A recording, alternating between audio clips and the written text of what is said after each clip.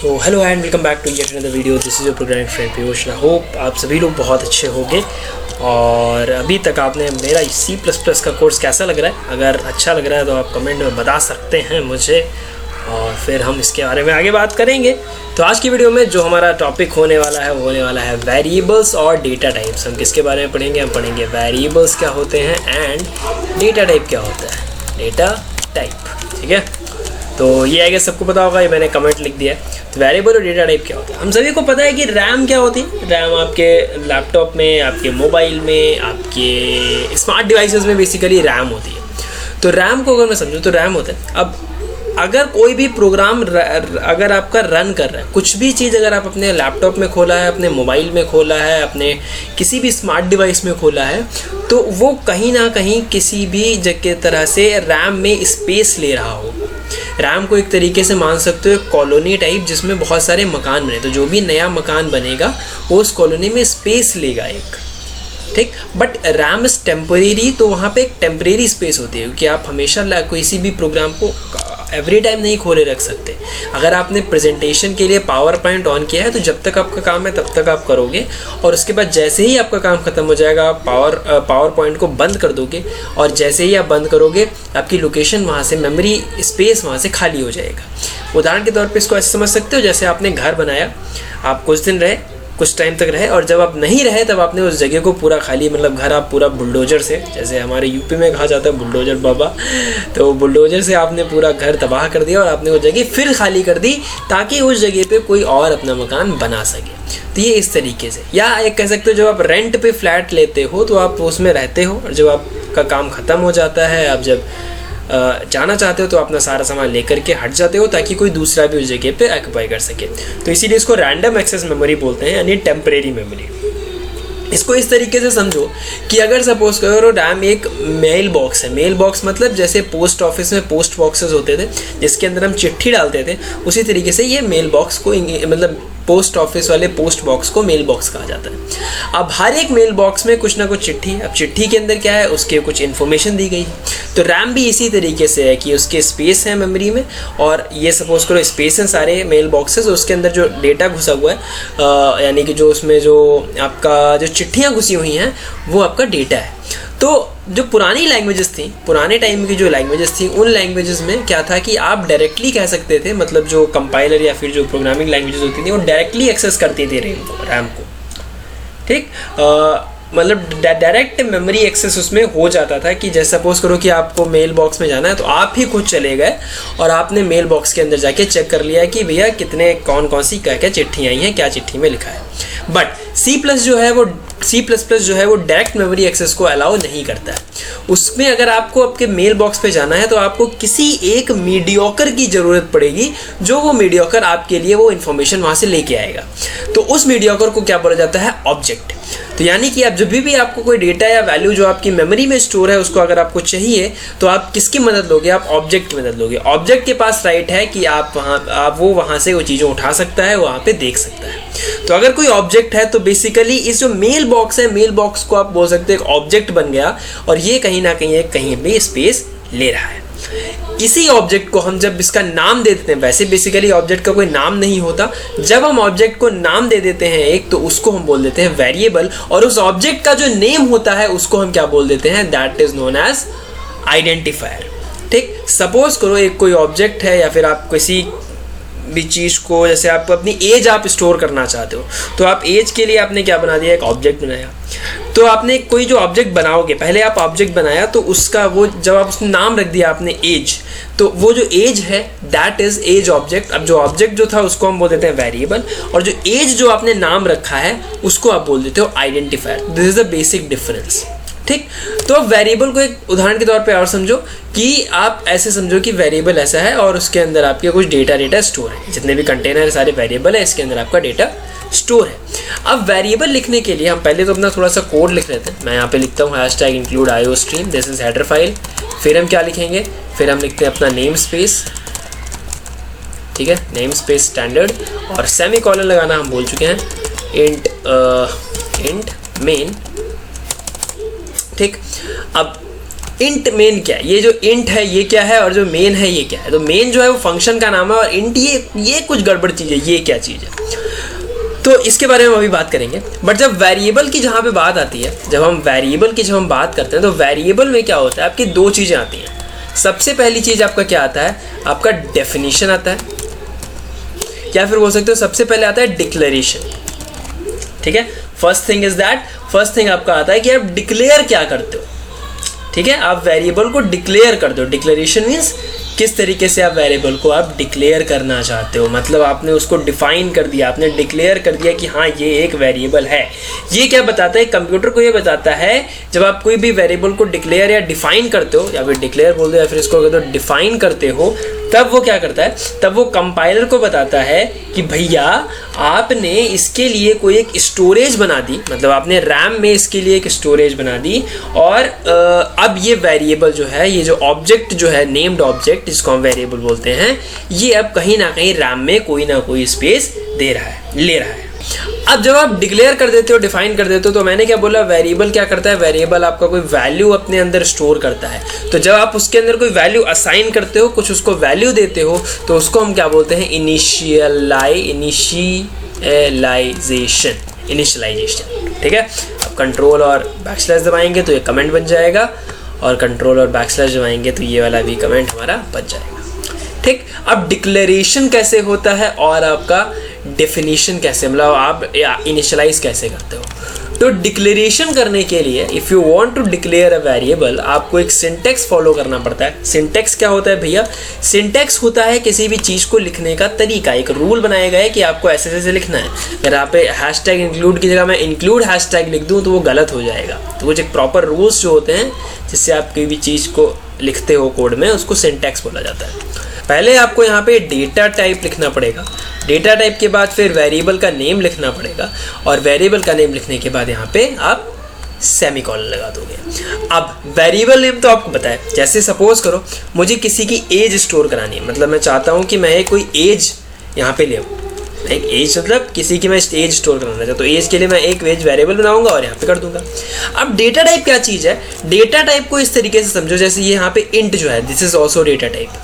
Data type क्या बताता है कि आप उस वेरिएबल में किस तरीके की वैल्यूज़ को स्टोर करना चाहते हो।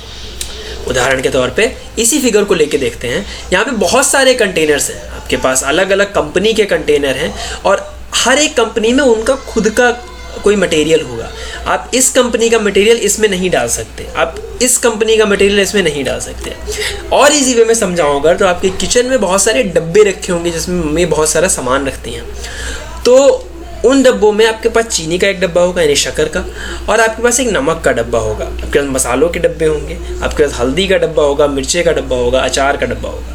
तो हर एक डब्बे के ऊपर आप एक लेबल चिपका रखते हो कि हाँ भाई ये चीज़ ये है, ये चीज़ ये है। तो जो आप शुगर डालोगे तो शुगर वाले डब्बे में जाएगी, आप नमक डालोगे तो नमक वाले में जाएगा। नमक में आप शुगर नहीं ऐड करते हो, आप अचार में मसाले नहीं ऐड करते हो, मसाले चीज़ जो आपको सब्जी में यूज़ करने होते हैं। इसी तरीके से डेटा टाइप हमें क्या बताता है, हमें ये बताता है कि कौन सा वेरिएबल किस तरीके की वैल्यू को स्टोर करेगा। अब तो हमारे पास C++ में 4 प्रकार के बेसिक डेटा टाइप्स हैं। अब जब डेटा टाइप जो आप डिफाइन करोगे तो उससे उसको पता चलेगा ये कितनी मेमोरी उसको चाहिए। अब वो 4 डेटा टाइप हमारे पास कौन कौन से हैं, हमारे पास में है इंटीजर, हमारे पास में है कैरेक्टर, ठीक है, वी हैव इंटीजर, ठीक है, ओके,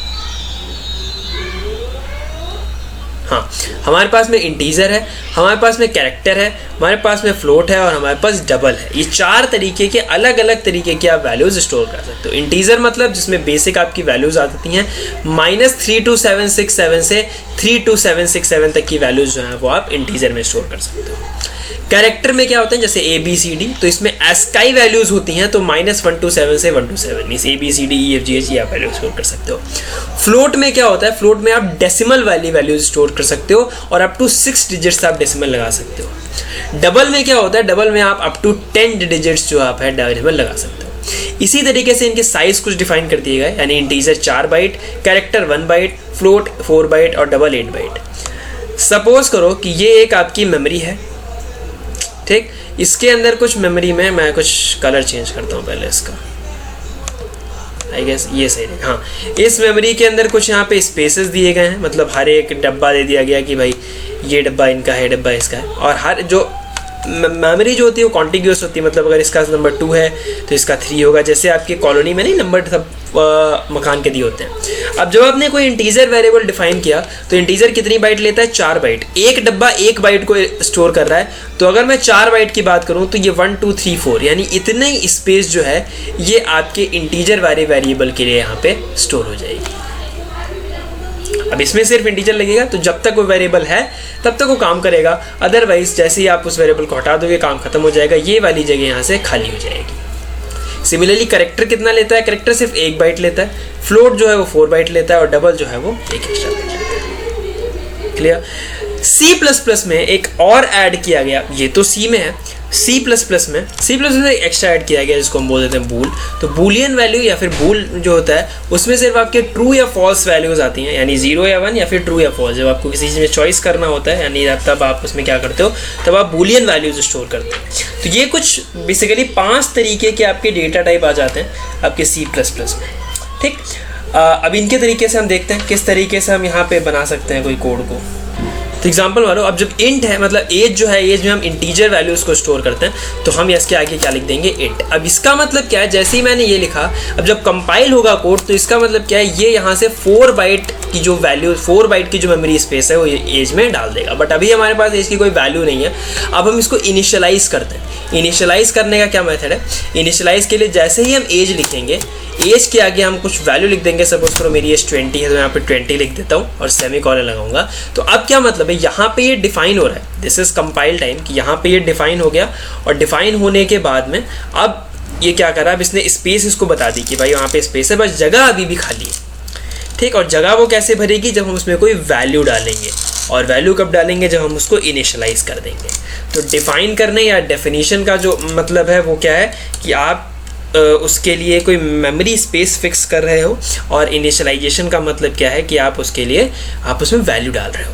तो अब अगर मैं यहाँ पे सी आउट करता हूँ, यानी जब मैं प्रिंट करूँगा इसको, मैं डालता हूँ एज और इसको मैं करूँगा। अब देखो एक चीज़ गौर करना, जब मैं सी आउट एज लिखूँगा, लाइक सी आउट, जब हम यहाँ पे सी आउट एज लिखेंगे ऐसे, तो इसका मतलब क्या है, this is not a variable, क्योंकि ये डबल कोट के अंदर आ गया। डबल कोट के जो अंदर जो भी चीज़ आएगी वो एज इट इज़ प्रिंट हो जाएगी C++ में। तो इसीलिए हम क्या करते हैं, हम जब भी कोई वेरिएबल को हमें प्रिंट कराना होता है, हम सी आउट एज लिखते हैं, यानी उस वेरिएबल का सिंपल सा नाम। ठीक है, और बस अब इसको हम क्या करेंगे, Ctrl+Shift+B करेंगे, यानी हम इसको बिल्ड करेंगे या एंटर कर देंगे। ठीक, अब जब जैसे ही यहाँ पे ये बिल्ड हो गया, अब इसके बिल्ड होने के बाद में हम इसको देखते हैं कि क्या बिल्ड हुआ है। और अब यहाँ पे चलते हैं और मैं लिखूँगा ./ और 02। जैसे ही मैं यहाँ पे लिखूँगा वेरिएबल एंड डेटा टाइप, और आप देखना एज की जो वैल्यू है, यानी एज जो 20 है, दैट विल बी प्रिंटेड। ठीक है, यहाँ पे 20 जो है वो प्रिंट हो गया। ठीक, तो यहाँ पे ये 20 जो है वो बेसिकली यहाँ पे पूरी तरीके से प्रिंट हो चुका है। अब जैसे ही मैं यहाँ पे इसकी, अगर मुझे एज चेंज करनी है, मैं कोई चेंज करना चाहता हूँ, सपोज करो 12 ईयर का कोई बच्चा आ गया, मैंने यहाँ पे किया 12, मैं इसको Ctrl+Shift+B करूँगा, एंटर मारूँगा, बिल्ड होगा और हम इसको रन कर देंगे। तो अब एज की जो वैल्यू आएगी वो 12 आ जाएगी। ठीक, अब जब हम इसको रन करेंगे ऐसे, तो यहाँ पे 12 आ जाएगा। तो इसी तरीके से क्या होता है, हम यहाँ पे एज डिफाइन करते हैं। बट अब इनिशियलाइजेशन के लिए फिर आपको एक अलग से लाइन लिखनी पड़ेगी। तो हम इनिशियलाइजेशन बहुत ही अलग अलग तरीके से हम करते हैं, वेरिएबल जब भी हमें करना होता है। ठीक, डिफाइनिंग के अलग अलग रूल हैं, इनिशियलाइजेशन के अलग अलग रूल हैं, तो हम उनको एक बार जानने की कोशिश करते हैं। तो चलो डिफाइन कैसे करते हैं हम वेरिएबल को। डिफाइनिंग बहुत तरीके हैं। सपोज करो तुम्हें 2 वेरिएबल डिफाइन करने हैं, तो यहाँ पे लिख सकते हो int a और int b, दोनों ही इंटीजर हैं। एक तरीका ये है।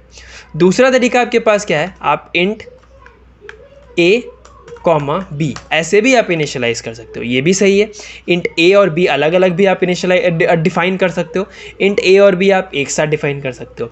Both are correct. आपको अगर लाइन अपनी कम करनी है तो ये कर सकते हो। But the wrong thing is, अगर आपने लिखा है int a और कॉमा में लिख दिया int b, this is incorrect, और ये यहाँ पे क्या देगा, this will give you error. ठीक है, ये यहाँ पे आपको एरर दे देगा। अगर मैं इस सब को अगर मैं यहाँ पे हटा दूँ और सिर्फ मैं इतना रखूँ, और अब अगर मैं इसको बिल्ड करूँगा ना, तो आप देखना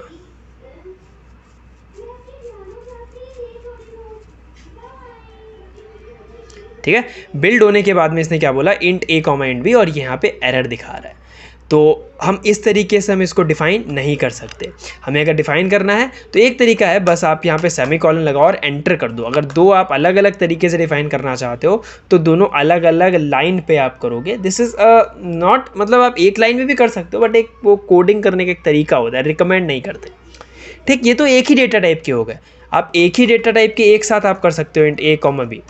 ठीक, अब सपोज़ करो आपको दो चीज़ें कोई फ्लोट में स्टोर करानी। एक आपने इंटीजर लिख दिया एज, और दूसरा आप लिखना चाहते हो कि सपोज करो आपने मार्क्स लिखे, यानी परसेंटेज।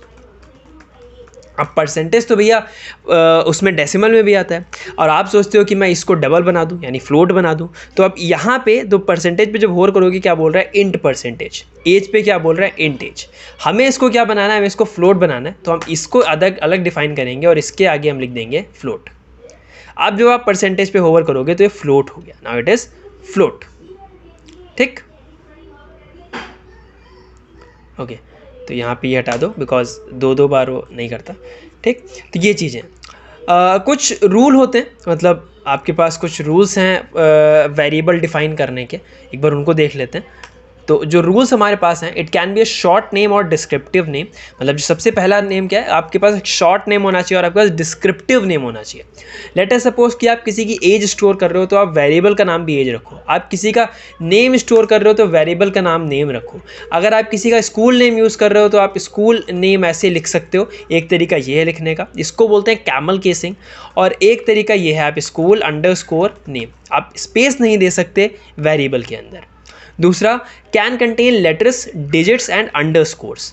आप सिर्फ वेरिएबल के अंदर सिर्फ या तो डिजिट लिख सकते हो, या तो आप कोई स्पेस डाल सकते, सॉरी, या तो आप डिजिट लिख सकते हो, या आप कोई लेटर लिख सकते हो, या फिर आप कोई अंडरस्कोर लिख सकते हो। जैसे कि आप this is valid, like age 1 2 3, this one is valid. इसके आगे मैं इंट लगा देता हूँ, age 1 2 3, this is valid. Age underscore 1 2 3, this is valid. Full name, this is valid. ठीक है, but full hashtag name, this is not valid. ठीक है, ये आपका वैलिड नहीं है। फुल स्पेस नेम, ये वैलिड नहीं है, क्योंकि ये सिर्फ यहाँ पे जब आप इसको होवर करोगे, जब आप इसको यहाँ पे ऐसे इसके पास जब माउस अपना ले जाओगे तो सिर्फ इंट फुल बता रहा है, नेम का उसका कुछ नहीं पता कि नेम क्या चीज़ है। तो जब भी आपको अगर स्पेस डालना हो तो आप अंडरस्कोर लगा के आप स्पेस यहाँ पे डाल सकते हो। ठीक है, तीसरा रूल क्या है, case sensitive. Case sensitive means अगर आपने एक वेरिएबल डिफाइन किया है नेम ऐसा, और एक आपने इंट चलो नेम हटा देते हैं क्योंकि नेम इंट में नहीं आएगा। आपने इंट एज लिखा है और एक आपने एज ऐसे लिखा है, एक आपने एज जो लिखा है वो AGE लिखा है, एक आपने लिखा है इंट एज। तो ये तीनों ही वेरिएबल एज हैं, बट तीनों ही केस सेंसिटिव है। मीन्स अगर स्मॉल लेटर है तो वो दूसरा होगा, तो ये अलग वेरिएबल है, ये अलग वेरिएबल है, ये अलग वेरिएबल है, और ये अलग वेरिएबल है। चारों के चारों एक अलग वेरिएबल्स हो जाते हैं। कांट कंटेन वाइट स्पेस और स्पेशल करेक्टर, कोई भी स्पेशल करेक्टर या फिर आप इसमें वाइट स्पेस नहीं डाल सकते। C++ keywords can not be used as names. Keywords क्या होते हैं, कीवर्ड्स कुछ रिजर्व वर्ड होते हैं जो कि ऑलरेडी कोडिंग में डिसाइडेड है। Like C out, C out is a keyword. तो अगर आप किसी वेरिएबल पे इंट सी आउट जब आप लिख दोगे तो ये एक एरर मान लिया जाता है। क्यों? क्योंकि एक सी आउट इज़ ऑलरेडी एक कीवर्ड और आप उसको इंटीजर डालोगे तो आपके अंदर कन्फ्यूज़न हो सकता है, और इसी वजह से हम इसको ये नहीं देते। तो कीवर्ड आप नहीं लिख सकते। तो ये 4-5 रूल्स जो हैं ये आपको वेरिएबल डिक्लेरेशन के टाइम पे आपको यूज़ करने पड़ते हैं, यानी डेफिनेशन के टाइम पे आपको इसको यूज़ करना पड़ता है। समझ रहे हैं आप मेरी बात? ठीक, तो एक और, अब इनिशियलाइजेशन किस तरीके से कर सकते हो, अभी तक तो हमने इतना देखा। लेट्स, अब इसको मैं सारा सिलेक्ट करता हूँ नीचे तक, और इसको मैं एक बार कमेंट कर देता हूँ। सारा सिलेक्ट करके ऐसे कर दो और कमेंट हो जाता है। ठीक, हम फिर से लिखते हैं। अब मुझे फिर से एक एज दिखानी है और मैं उसकी एक उसी टाइम पे जब मैं डिक्लेयर करूँगा, जब मैं डिफाइन करूँगा, तभी मैं उसकी वैल्यू डालूंगा। एक मैंने डाला int age is equal to 23। अब यहाँ पे क्या हो रहा है, इस स्टेटमेंट में ये डिफाइन भी हो रहा है प्लस यहाँ पे इनिशियलाइजेशन भी हो रहा है। मतलब उसमें आप वैल्यू जो आप एज जो आपने डिफाइन भी कर दिया है, यहाँ पे कोई वेरिएबल एज है जिसमें आपने 4 बाइट वहाँ पे स्टोर कर दी, और उसी टाइम पे आपने 23 उसमें स्टोर कर दिया। अगर मैं स्ट्रिंग की बात करूं, एक स्ट्रिंग हमारे पास होता है, या फिर आप बूल की बात कर रहे हो, अगर हमें यस नो अगर करना है तो बूल इज़ एडल्ट, ठीक, आप किसी से पूछना चाहते हो कि क्या बूल आप जो बच्चा है वो एडल्ट है कि नहीं है, तो अगर बूल इज़ एडल्ट आप लिखते हो तो इसका मतलब क्या है कि आप यहाँ पे या तो ट्रू डालोगे, ठीक है, यानी ट्रू डालोगे, या फॉल्स डालोगे, तो ये भी वैल्यूज सही आ जाती हैं। ठीक, तो इसमें भी डाल सकते हैं। अगर आपको किसी का नेम स्टोर कराना है तो आप स्ट्रिंग यूज़ करते हो, स्ट्रिंग इज़ फॉर कि स्ट्रिंग नेम, मैंने जब यहाँ पे मैं नेम लिखूँगा तो मैं इसके अंदर मैं क्या डाल सकता हूँ, अपना नाम डाल सकता हूँ, पीयूष कांत मिश्रा। ठीक, और मैं सी आउट करूँगा तो मैं एज लिखूँगा और मैं सी आउट क्या लिखूँगा, नेम लिखूँगा, और मैं इसको यहाँ पे बिल्ड कर दूँगा। एक बिल्ड होने के बाद हम क्या करते हैं, हम इसको यहाँ पे क्लियर कर देते हैं एक बार अपने टर्मिनल को, और लेट्स रन अगेन। तो 23 Piyush Kant Mishra, what is this going on, ये क्या हो रहा है। इसके लिए हम स्कोप लेते हैं, वो हम आगे बात करेंगे कैसे करते हैं। आप इसको ऐसे भी डिफाइन कर सकते हो कि आप ये लिखो, ऐसे कि सी आउट एज मैंने लिखा है यहाँ पे, इसके आप डबल कोट में लिखो एज इज़ और ऐसे डाल दिया। अब अगर आपको वेरिएबल यूज़ करना है तो आप वेरिएबल यहाँ नहीं लिख सकते, आपको क्या करना पड़ेगा, एक बार और ये एंगुलर ब्रैकेट लगाने पड़ेंगे और यहाँ पे एज लिखना पड़ेगा। अगर आप लाइन चेंज करना चाहते हो, मीन्स आप चाहते हो जो अगला स्टेटमेंट आए वो अगली लाइन पे आए, तो आप दो चीज़ें लिख सकते हो, या तो आप एंड एल लिख सकते हो, एंड एल का मतलब लाइन चेंज करना होता है, या आप डबल कोट के अंदर /n डाल सकते हो। ये सब स्कोप होते हैं कि आप कैसे क्या इसमें कर रहे हो। ठीक है, यहाँ पे यहाँ पे एंड लाइन लगा देता हूँ, मतलब कि अब लाइन चेंज कर दो। सिमिलरली मैं डालता हूँ यहाँ पे नेम इज़ और ऐसे लिखूँगा, और इसके आगे अंडरस्कोर मतलब ये एंगुलर ब्रैकेट लगा के मैं यहाँ पे नेम वेरिएबल डाल दूँगा, और फिर से मैं यहाँ पे कर दूँगा। तो ये इससे बहुत अच्छा दिखने लगेगा, अभी आप खुद ही इसमें डिफरेंस देख पाओगे। ठीक है, तो जैसे ही आप इसको यहाँ पे रन कराओगे ना, तो रन कराते दिखेगा ना, age is 23 and name is Piyush Kant Mishra. This is looking very good as comparison to this. तो इस तरीके से हम इसमें यहाँ पे डालते हैं। आपने सब देख लिया ना। अगर फ्लोटिंग पॉइंट डालते हैं तो फ्लोट में आप मार्क्स डाल सकते हो, like float marks is equal to 23.45। तो अगर आप यहाँ पे चाहो तो सी आउट मार्क्स इज़ और इसके आगे आप डाल सकते हो मार्क्स। ठीक है, तो अब जब हम इसको लिखेंगे तो मार्क्स भी आ जाएगा, और अब देखना कि ओके जब ये रन हो गया, अब देखना जब मैं इसको रन करूँगा तो क्या लिखेगा, मार्क्स इज़ 23.45। बट अगर मैं यहाँ पे फ्लोट की जगह पे जब मैं इंटीजर डाल दूंगा, अब देखना अब जो वैल्यू आएगी वो टोटली डिफरेंट होगी। यहाँ पे तुम्हें 23.45 दिख रहा है, बट अब यहाँ पे वैल्यू थोड़ी सी चेंज हो जाएगी। ठीक, तो इसको इधर करते हैं, इसको यहाँ करेंगे, और अब देखना जैसे ही मैं इसको यहाँ रन करूँगा और ये अब मार्क्स इज़ 23 मीन्स ये डेसिमल के आगे की वैल्यू इसको नहीं लेगा। ठीक है, समझ रहे हैं यहाँ पे बात। तो ये इस तरीके से रन करता है, मतलब अब जैसा डेटा टाइप होगा वो उस तरीके की वैल्यूज़ यहाँ पे लेगा। अब हमने यहाँ पे वेरिएबल का इनिशियलाइजेशन देखा, मैंने आपको ये दिखाया कि आप इक्वल टू लगा के आप इनिशियलाइज करते हो। तो इस जो ये इनिशियलाइजेशन जो होता है इसको आप बोलते हो copy initialization, that is known as what initialization, copy initialization. C++ कुछ डिफरेंट तरीके से इनिशियलाइजेशन को सपोर्ट करता है। अब 2-3 तरीके से आप इनिशियलाइज़ कर सकते हो किसी भी वेरिएबल को। तो एक तो हमने पढ़ा कॉपी इनिशियलाइजेशन ना, अब हम कौन सा पढ़ेंगे, अब हम क्या करेंगे, direct initialization. Copy initialization means जब आप वेरिएबल के आगे इक्वल टू लगाते हो, यानी इक्वल टू को असाइनमेंट ऑपरेटर बोलते हैं, और इसको लगा के आप ऐसे कर सकते हो। ठीक, अब एक और तरीका होता है, जैसे कि मैं डालना चाहता हूँ इंट स्कोर, आप इंडिया का स्कोर डालना चाहते हो, और आप ब्रैकेट के अंदर इस ये जो ब्रैकेट हैं पैरेंथेसिस जो है इसके अंदर आप अगर वैल्यू डाल देते हो, सपोज करो इंडिया ने 235 रन बनाए थे, तो इसको आप बोलते हो डायरेक्ट इनिशियलाइजेशन। ठीक, तो सिंपल डेटा टाइप जैसे इंटीजर हो गया, तो कॉपी और डायरेक्ट इनिशियलाइजेशन जो है वो एसेंशियली दोनों सेम होते हैं।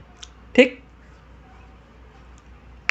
बट जब आप कॉम्प्लेक्स डेटा टाइप्स पे जाओगे, ठीक है, आगे हम कॉम्प्लेक्स डेटा टाइप्स पढ़ेंगे, उस टाइम पे क्या होता है कि जो डायरेक्ट इनिशियलाइजेशन होता है वो ज़्यादा एफिशिएंट होता है as comparison to copy initialization. ठीक है, तो आप इस तरीके से डायरेक्ट इनिशियलाइजेशन कर सकते हो। एक इसके बाद और होता है जो कि बहुत अच्छा मुझे लगता है, दैट इज़ ब्रेस इनिशियलाइजेशन। हम अपने इस पूरे कोर्स में इसको यूज़ कर रहे हैं, ब्रेस इनिशियलाइजेशन। और वो क्यों यूज़ कर रहे हैं उसका आपको असली मीनिंग पता चलेगा। ब्रेस का मतलब क्या है, सपोज करो आप फ्लोट रन रेट आप स्टोर करना चाहते हो, ठीक है, क्योंकि रन रेट क्या होता है, रन रेट आपका फ्लोटिंग पॉइंट में होता है, तो इसमें आप करली ब्रेस लगाते हो और आप सपोज करो रन रेट चल रहा है 8.98 का, ठीक है। तो ये कैसा हो गया, ब्रेस इनिशियलाइजेशन, ठीक। क्यों ऐसा करते हैं, क्योंकि डायरेक्ट इनिशियलाइजेशन जो है वो हर एक तरीके के टाइप के लिए इनिशियलाइज नहीं करता है, ठीक, यानी ऑब्जेक्ट हो गया वगैरह वगैरह। और जो ब्रेस इनिशियलाइजेशन है, ठीक, जो ब्रेस इनिशियलाइजेशन होता है ये ज़्यादा कंसिस्टेंट होता है एज कंपैरिजन टू डायरेक्ट या फिर असाइनमेंट इनिशियलाइजेशन के लिए, ठीक है। अब इसमें भी आपके 3 तरीके होते हैं, या तो आप इसको ऐसे डालो, या आप ऐसे लिख सकते हो float run rate is equal to और इसके बाद 8.98, ये भी एक अपना तरीका।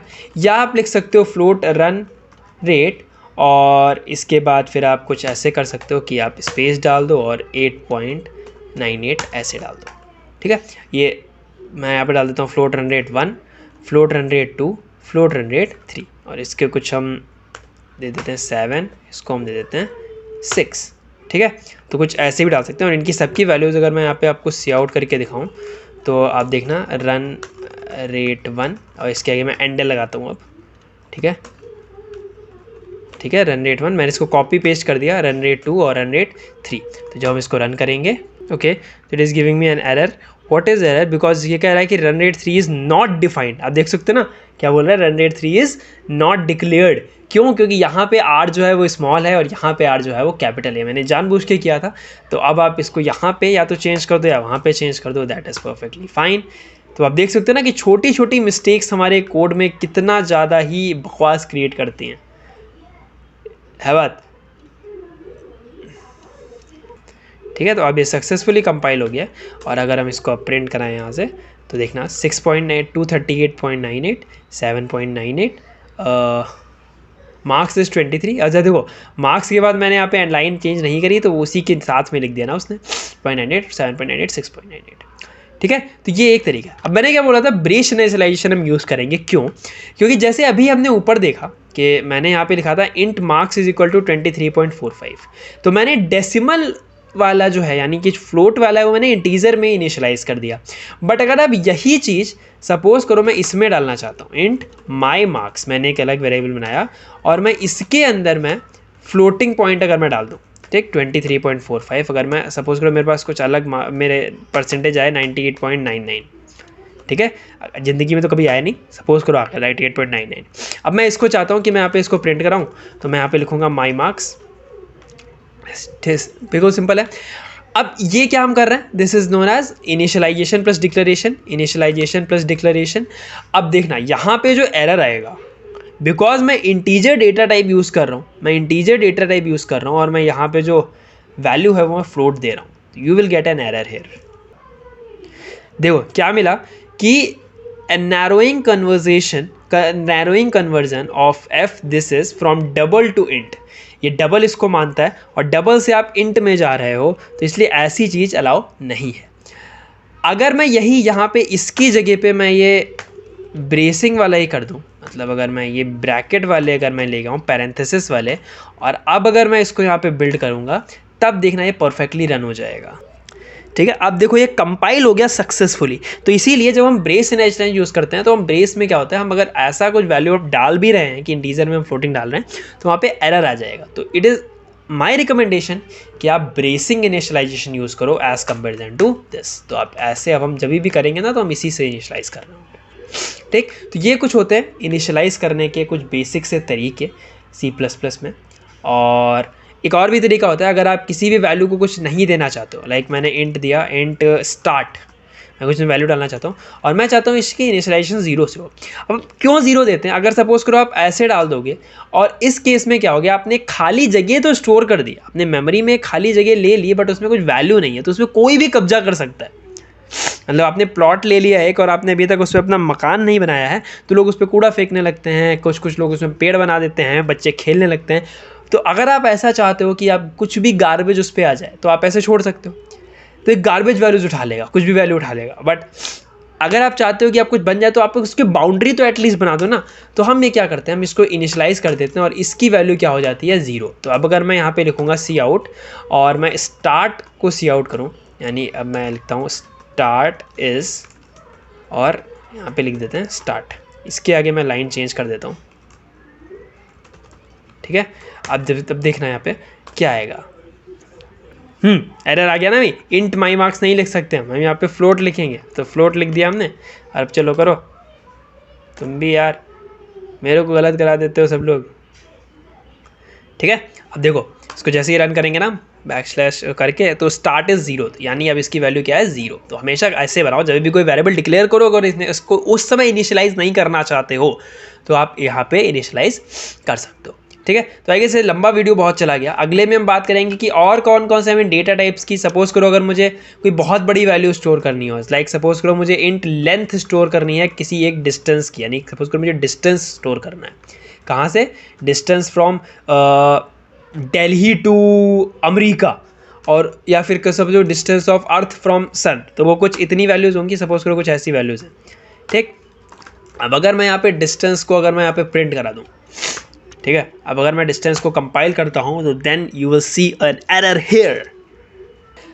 The error is overflow in conversion from long int to int. And what is long int, उसके लिए आपको एक और दिन का इंतजार करना पड़ेगा, क्योंकि अगले वीडियो हम बात करेंगे कौन कौन से मॉडिफायर होते हैं जिससे कि आप बड़ी से बड़ी वैल्यूज़ को स्टोर कर सकते हो। बिकॉज हम इतनी छोटी वैल्यूज़ तो नहीं कर सकते ना, क्योंकि हमारे पास लिमिट जो मैंने अभी बताया आपको, कितने की लिमिट है, we have limit of just a few numbers.